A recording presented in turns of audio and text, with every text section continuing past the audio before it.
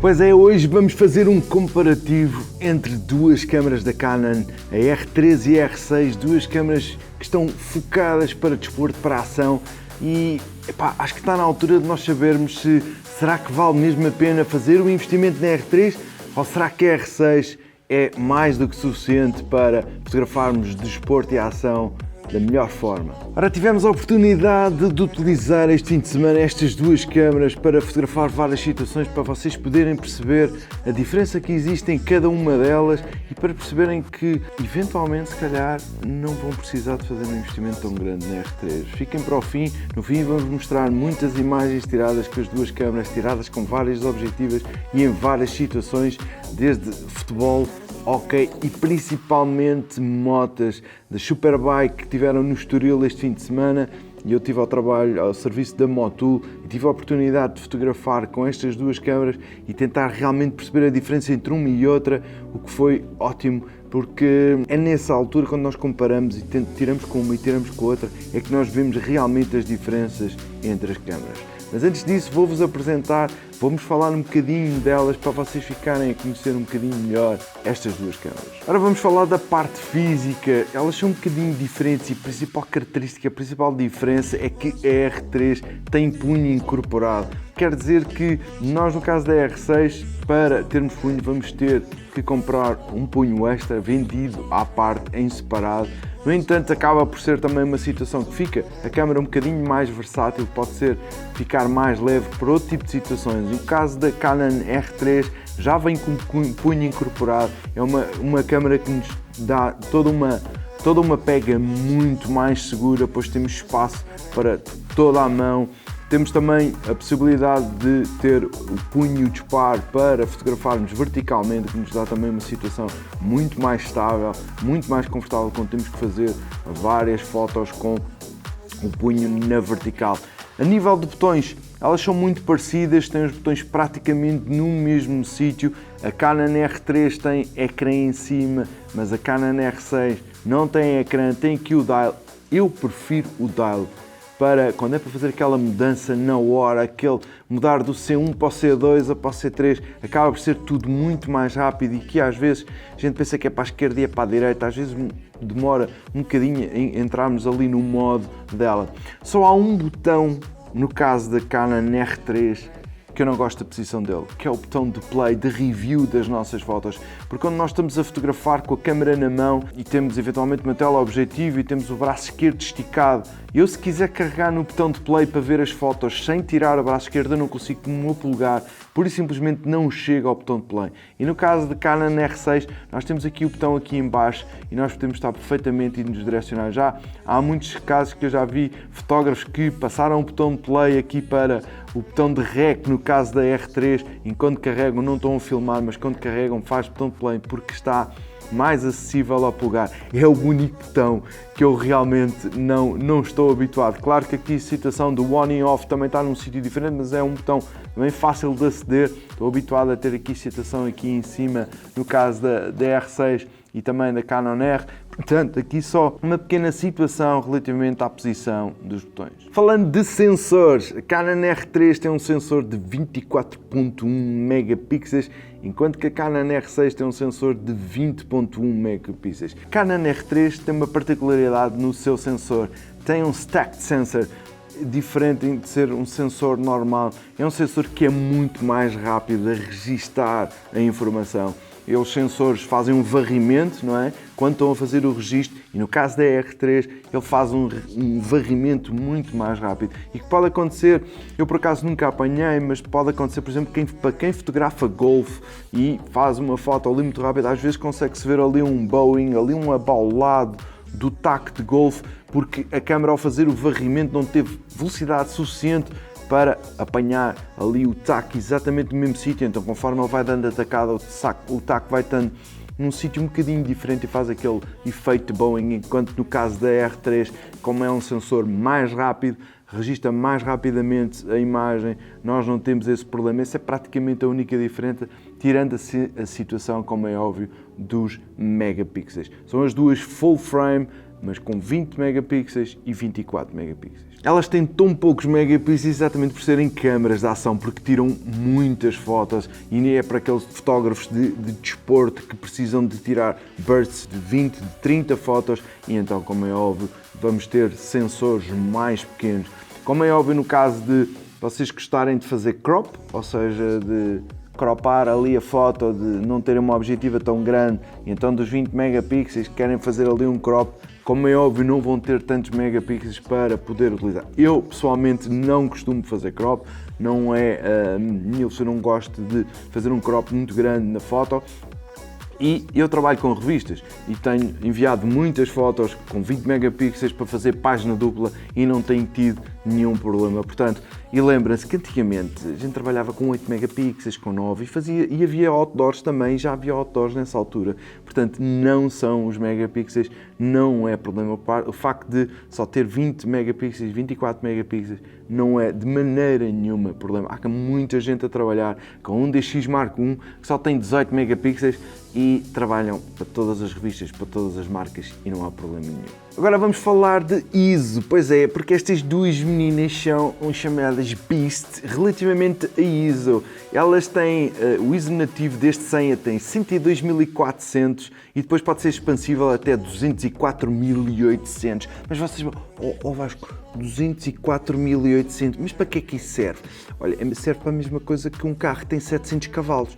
É para tu andares a 120 e não tens esforço nenhum. E aqui passa-se exatamente a mesma coisa. Eu tive possibilidade de fotografar com as duas câmaras um jogo de hóquei, fosse uma coisa muito rápida, só para vos poder mostrar, a 25.000 de ISO, para poder ter velocidades de obturador rápido, porque uma situação de hóquei, indoor, pouca luz, é só o pior cenário que nós podemos encontrar, é o sítio onde nós precisamos a melhor câmara do mercado, porque queremos fotografar ação, velocidade e com luz fraquinha. Portanto, precisamos realmente não só de objetivas luminosas, eu utilizei uma Canon RF 70-200 2.8, mas meus amigos, 25.000, 20.000 de ISO e como vocês podem ver não é nada do outro mundo, a nível de ruído não é nada do outro mundo, dá-lhe ali um touch, mas nós facilmente em pós-produção conseguimos fazer um ajuste e resolver o problema. E isto consegue-se porquê? Porque como elas são de sensor full frame de 35mm e só têm 20 milhões de megapixels e 24 milhões de megapixels, os pixels são maiores, ou seja, captam melhor luz.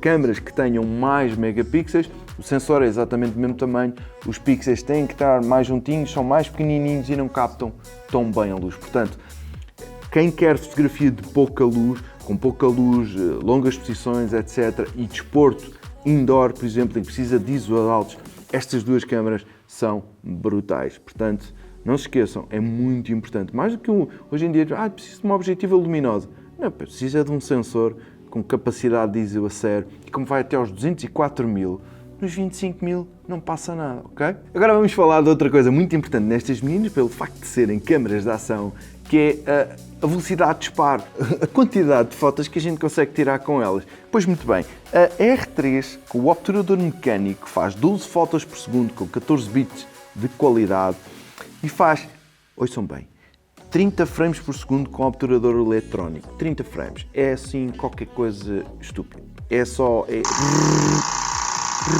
O barulhinho que ela faz não é, digamos, o mais fantástico, não é? Sinto muitas saudades da 1DX Mark I, da 1DX Mark II, adorava muito aquele som. Este aqui, como é eletrónico, então a 30 frames é um som de coluna, portanto não é muito interessante. Mas 30 frames, meus amigos, é impressionante. Nós conseguimos captar ali cada momento. Eu tive, como vos disse, a fotografar as Superbikes no Estoril, e é só estúpido o que a gente consegue apanhar, porque a gente consegue apanhar cada segundo e depois ir escolher exatamente a foto que nos interessa, que está exatamente na posição certa. Nós só conseguimos reduzir, no caso da R3, os disparos para 3 disparos, 5 disparos ou 30, não é? Eu sinto falta ali para aí de uns, com o eletrónico, sinto falta ali para aí de uns 15, não é? Com o mecânico só faz 12, com o eletrónico nós só conseguimos 3, 5 ou 30. No caso da Canon R6 conseguimos 12 frames por segundo com o obturador mecânico, a 14 bits e 20 frames por segundo com o obturador eletrónico, mas só faz 12 bits, ou seja, no caso da R6, quando nós estamos a querer fazer muitas fotos a 20 frames por segundo, nós não temos a mesma qualidade do fecheiro RAW, é só 12 bits, não tem a mesma gama dinâmica, ok? Portanto, tenham atenção a esse pormenor. E quase no caso da R3, nós não temos, é sempre 14 bits, quer seja com o obturador eletrónico ou o obturador mecânico, nós temos sempre os 14 bits, temos o RAW no seu máximo, ok? Pá, mas são perfeitas para isso. 20 fotos por segundo já é, porque assim, mais do que isso, já é uma coisa, pá, já não faz sentido, porque a ação não é assim tão rápida para ser preciso nós termos velocidades maiores do que 30 frames por segundo. Agora vamos falar das objetivas que vocês podem usar, pois é, agora com as novas câmaras mirrorless, entraram as novas, no caso da Canon, entraram a gama RF. Nós trabalhávamos antigamente com as lentes EF e EFS e agora nas mirrorless trabalhamos com as RF. No entanto, vocês podem, com um adaptador, como eu tenho aqui, utilizar toda a gama de lentes EF e EFS. E digo-vos, meus amigos, que tudo funciona às mil maravilhas. Eu utilizei desde 50mm 1.2, utilizei Sigma 120-300, utilizei uma Tamron 150-600 que já velhotinha, já muito batida, pá, mas que continua a funcionar, que faz fotos com recorte fantástico e a capacidade de foco, tudo funciona, o autofocus funciona, está tudo impecável. Portanto, para além de existirem agora lentes RF simplesmente brutais, 50mm 1.2, 85 1.2, 70-200 RF 2.8, há objetivo a 28-70 F2 desde os 28 até os 70, que são 4 objetivas fixas. Portanto, as RF estão fantásticas. Há também objetivas um bocadinho mais baratas que eles estão a lançar, como por exemplo a 800 f11 ou a 600 f11. Há algumas objetivas um bocadinho mais acessíveis para corpos mirrorless, estão um bocadinho, como é óbvio, não são tão luminosas, têm aberturas variáveis, mas as objetivas RF são game changers, são também muito mais leves. E por falar em peso, temos que falar do peso destas meninas, porque assim, esta Canon R3 consegue ser 215 gramas com o punho e a bateria, 215 gramas mais leve do que a Canon R6 com punho e bateria, ok? Estarem as duas equiparadas, as duas com punho e baterias. Portanto, estamos a falar, a gente olha para ela e pensa, que grande canhão, grande monstro. Quando a gente pega, toda a gente quando pega, muito mais leve. Portanto, eles conseguiram fazer aqui um trabalho brutal, a Canon, relativamente ao peso, que, embora eu, por exemplo, gosto de câmaras grandes, mas se puder poupar no peso, eu costumo usar um sistema de colete para pôr ao peito, para andar com as câmaras quando é esta situação de desporto, porque me alivia muito e fico com os braços livres para poder fotografar, e também outro encaixe de cintura que me permite usar uma câmera, apoiar, trocar, passar para outra câmera, e ao fim de um tempo, 200 gramas, 300 gramas faz realmente muita diferença. Portanto, neste aspecto, a Canon R3 fantástica, porque independentemente de já ter o punho incorporado, é mais leve, 200 gramas mais leve do que a Canon R6. Agora vamos falar de uma coisa também, uma das coisas mais importantes nestas meninas, que são os pontos de foco. Pois é, ambas têm 1053 pontos de foco. Antigamente a gente falava que havia pontos cruzados, tinha 63, 41 cruzados, e depois tinha 19 que não eram cruzados, isso tudo acabou. Meus amigos, isto agora é praticamente 100% do sensor, na vertical é 100%, na horizontal é ali 90 e tal, fica ali meio tirinho que a gente não consegue. Mas nós temos praticamente pontos ilimitados. Se a gente conseguir ver pelo viewfinder, a gente consegue focar lá, o que é fantástico. Agora aqui a situação é que a Canon R3 tem um processamento um bocadinho mais rápido, faz cerca de 60 processamentos por segundo para calcular o ponto de autofocus, o que é simplesmente... Agora, eu não noto grande diferença entre uma e outra. Aquilo que eu noto, como é óbvio, é a utilização de lentes RF, é realmente uma combinação perfeita para o sistema de autofoco. No sistema EF, embora tudo funcione, as objetivas EF não são tão rápidas como agora as objetivas RF. Agora, utilizando a mesma objetiva de uma para a outra, eu não consigo notar que a R3 consegue captar mais rápido ou consegue fotar mais rápido não há realmente grande diferença. São fantásticas no sistema de autofoco e a quantidade de pontos do tracking que elas têm é brutal. Agora, temos que falar também da quantidade de fotos que nós conseguimos fazer com elas, porque numa situação de desporto, como é óbvio, nós estamos a falar de tirar 20 fotos por segundo, 30 fotos por segundo, nós também temos que perceber a capacidade que cada uma delas tem de fotografar. No caso da R3, nós conseguimos fazer 1000 fotos em RAW com o obturador mecânico, a 12 frames por segundo, e conseguimos fazer 150 RAWs a 30 frames com o obturador eletrónico. E meus amigos, vocês podem achar, só 150? Epá, a sério, só 150 de rajada, 150 fotos com 24 megapixels.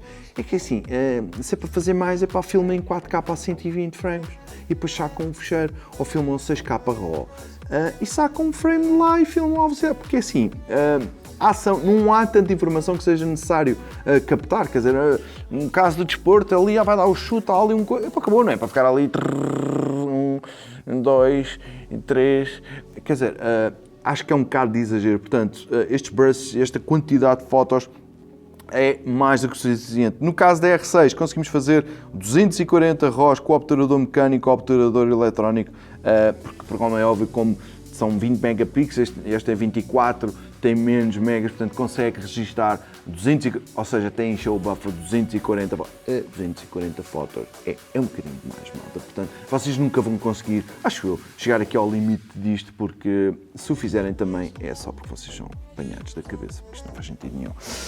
Vamos falar agora de estabilização. Pois é, estabilização, ambas têm estabilização interna no sensor, que depois pode ser conjugado também com a estabilização das objetivas RF, o que leva até os possíveis 7 a 8 stops de estabilização. E, meus amigos, é muito, como é que eu vou te explicar? Brutal. É porque, principalmente em vídeo, eu não vou falar de vídeo hoje, porque estamos a falar de fotografia, de ação, etc. Mas em vídeo a estabilização é simplesmente game changer. A partir do momento em que a gente carrega no REC, aquilo fica tudo muito estabilizado. Em fotos, fotografia, nos pannings ajuda um bocadinho também, ele não vai estabilizar tudo, mas ajuda-nos ali, a nossa situação de panning também ajuda. Às vezes, situação de pouca luz, estamos ali com a câmera na mão, nós conseguimos fazer alguns retratos mais nítidos só porque temos o sistema interno de estabilização e depois, se tivermos uma lente RF, nós podemos juntar. Por exemplo, no caso de vocês terem uma objetiva que não é estabilizada, ou seja, utilizam a estabilização do sensor. Quando têm as objetivas RF, podem utilizar as duas estabilizações, porque aí a Canon tem um sistema em que utiliza a estabilização da objetiva com a estabilização do sensor e eles dois jogam ali uma dança e aquilo tudo trabalha, eu vou para a esquerda, vais para a direita e a coisa estabiliza ainda mais. Outra característica das câmaras mirrorless é que agora nós temos um viewfinder eletrónico, já não temos um viewfinder óptico. Óptico, nós quando utilizávamos tínhamos o espelho, porque eram a reflex, tínhamos o espelho e aquilo que nós estávamos a ver pelo viewfinder era o que realmente o objetivo estava a ver. Agora, nós temos um ecrã, literalmente um ecrã, em vez de termos um viewfinder óptico. No caso da R3 tem 5.7 milhões de pontos e é livre de blackout quando nós estamos a fotografar. Tem uma taxa de refrigeramento de 120 frames, ou seja, a imagem que nós estamos a ver está sempre impecável, não há lag, não há nada. E o facto de não ter o blackout quando nós estamos a fotografar é muito importante, principalmente na fotografia de panning, por exemplo, que nós estamos a querer seguir e não temos aquele blackout de deixarmos de ver. Portanto, nós estamos a fazer a foto, é carregar e aquilo só aparece uma aresta à voltazinha branquinha a dizer que está a fazer fotos e nada muda. No caso da R6, temos 3.6 milhões de pontos. É assim, se vocês olharem entre uma e outra, logo a seguir, nota-se alguma diferença. Agora, o da R6 também é fantástico e também é livre de blackout, ou seja, nós temos a hipótese também de retirar essa revisão para que a foto não apareça no viewfinder e nós estamos a fazer as fotos e elas estão a acontecer e não nos aparece blackout nenhum, ok? Agora, estes ecrãs, e para mim, o que é game changer e o que muda e que me ajuda muito é realmente na revisão das fotos. Quando nós acabamos de retirar, eu dou para mim muitas vezes e a malta pergunta: olha, posso passar? Porque eu estou assim a apontar mais ou menos para baixo, mas eu estou a ver fotos, não estou a tirar fotos. Às vezes estou sentado numa mesa e estou a olhar e as pessoas pensam que eu estou a tirar fotografias, mas não. O que é fantástico porque nós vemos, isto tem uma definição brutal e quando está muita luz durante o dia, nós olhar para o ecrã, que já vamos falar, o ecrã rebatível deles, embora tenha muita qualidade, há sempre reflexo, há sempre coisas que a gente não consegue ver. Eu também já estou a começar a ver mal ao perto, portanto já tenho que afastar muito. E aqui pelo viewfinder temos a afinação das dioptrias, portanto aquilo fica impecável. Estes ecrãs são game changer nesse sentido. E na situação de vídeo, que já mais uma vez vou dizer que não vou falar, mas vocês podem fazer vídeo através do viewfinder e ter também ali uma situação de apoio e estar a filmar, o que digamos, nas reflex não era possível fazer e agora conseguimos filmar através do viewfinder. Agora, a Canon R3 tem uma coisa no seu viewfinder que é um pormenorzinho, até por isso que ela é um bocadinho assim mais cheia deste viewfinder, tem o control, tem o high control, que é uma coisa que, meus amigos, a gente vê, eu não vos consigo mostrar na realidade, consigo mostrar as imagens que a Canon mostra e a gente pensa, vê uma bolinha amarela a mexer e a dizer, isto depois controlas a bolinha amarela com o olho e tal, e vou controlar uma coisa com o olho, que horror, mas eu estou preocupado. Meus amigos, é só, pura e simplesmente, ovo de plomo e é a loucura. Eu, no meu caso, no caso das Superbikes, eu só fotografo para a Motul e só fotografo para duas equipas. Ou seja, quando elas vêm todas, eu não estou ali a fotografar porque eu não vou mandar fotos para as outras equipas, só trabalho para duas equipas. Portanto, eu tenho que estar a controlar quando é que vêm as motas que eu quero fotografar. E a gente nem pensa que tem o sistema de eye control. Nós estamos a olhar, a ver, à procura e quando eu carrego, porque eu vejo a moto, quando eu carrego, a bolinha amarela está no sítio que devia estar e ele seleciona aquela moto para fotografar. Nós temos depois que calibrar, conforme as situações de luz que temos e também do nosso olho, portanto, vocês têm que calibrar. Isto é um sistema muito simples para calibrar e funciona, dá imenso jeito. É assim, é por causa disso que a R6 não é tão boa, não. A R6 nós também temos a possibilidade de controlar aqui pelo ecrã e estarmos com o polegar a escolher. Também temos uma bolinha para controlar, vermelha, e controlamos o sítio onde queremos que a câmera esteja preocupada a agarrar o foco e depois quando agarra a moto ela segue. Portanto, também é fantástico, eu estou já muito habituado a isso. Agora, realmente este sistema de eye control funciona. Quem tem dúvidas, quem acha que é assim, se é por causa disso, não é só isso que faz a grande diferença, mas funciona, está muito bem feito e depois de calibrado dá muito jeito e passado um bocadinho a gente começa-se a habituar a não ter que andar ali com o polegar a escolher o ponto. E quem diz em desporto diz noutro tipo de situação. Qualquer destas câmaras dá para fotografar retratos, paisagem, etc. E no caso nós estamos a querer fotografar pormenores, olhamos para o sítio onde está o pormenor e carregamos e ela foca lá, depois olhamos para o outro sítio, carregamos e ela olha para ali. Portanto, fantástico, parabéns à Canon por esta inovação que, embora seja a primeira vez que aparece, está a funcionar muito bem, portanto acredito que no futuro ainda vá melhorar. Vamos agora falar dos ecrãs rebatíveis. Pois é, eu que adoro câmaras com ecrãs rebatíveis, há quem não goste, e é a primeira vez que uma câmera com punho incorporado tem um ecrã rebatível. Para mim é fantástico, eu adoro, porque eu gosto de fazer fotos de ângulos mais baixos, fotos em ângulos esquisitos, através de coisas no meio dos arbustos, junto ao chão, e para mim este ecrã rebatível é fundamental. Eu já não tenho aquela cena de estar ali todo torto, porque é assim que eu faço, é esse o meu estilo, o meu tipo de fotos, portanto eu habituei-me muito rapidamente. Como é óbvio, depois para vídeo é fundamental, não é? E no caso da Canon é ser rebatível, inclina, funciona muito bem. Nós estarmos pô-lo na vertical, com o punho na vertical, funciona tudo muito bem. Têm os dois uma qualidade fantástica, são os dois touch de 3 polegadas e funciona impecavelmente. E agora vamos falar dos cartões. Pois é, porque assim, para meter tanta foto cá para dentro, isto precisa aqui de leitores de cartões um bocadinho diferentes. No caso da R3 nós temos um leitor de cartões CF Express tipo B e um leitor de UHS-2 SD. Eu preferia que tivesse os dois iguais, os dois CF Express, os novos, são mais pequeninos, são mais maneirinhos e que são bué da rápidos. Principalmente, eu já nem me queixo tanto no estar a fotografar, depois é meter para o computador, aquilo, com os leitores de cartões também os novos, o SPC, aquilo é uma bujarda, é sempre para aviar. No caso da R6 temos 2 slots de SD, também o UHS-2 e que funciona muito bem. Vocês podem estar a gravar fotos e vídeos para os dois cartões, portanto vocês podem estar ali um backup constante das vossas fotos ou os vossos vídeos, estar a gravar, quer seja para um cartão, quer seja para outro. Tenham atenção que no caso de, se quiserem gravar 4K, têm que ter cartões SD de qualidade superior, ok?